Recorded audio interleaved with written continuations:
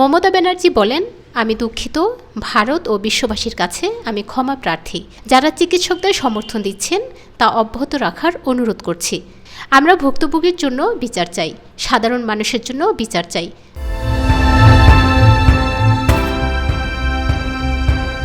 অবশেষে জনসম্মুখে করজোড়ে মাপ চাইলেন পশ্চিমবঙ্গের মুখ্যমন্ত্রী মমতা ব্যানার্জি। আজিকরে নারী চিকিৎসকের ধর্ষণ ও হত্যার ঘটনায় বৃহস্পতিবার এক ভিডিও বার্তায় দেশ ও বিশ্ববাসীর কাছে ক্ষমা চান তিনি। মমতা ব্যানার্জি বলেন, যে পরিস্থিতি তৈরি হয়েছে তার জন্য তিনি কলকাতার বাসিন্দাদের কাছে তো বটেই, বিশ্বজুড়ে তাদের সমর্থকদের কাছেও ক্ষমা প্রার্থী।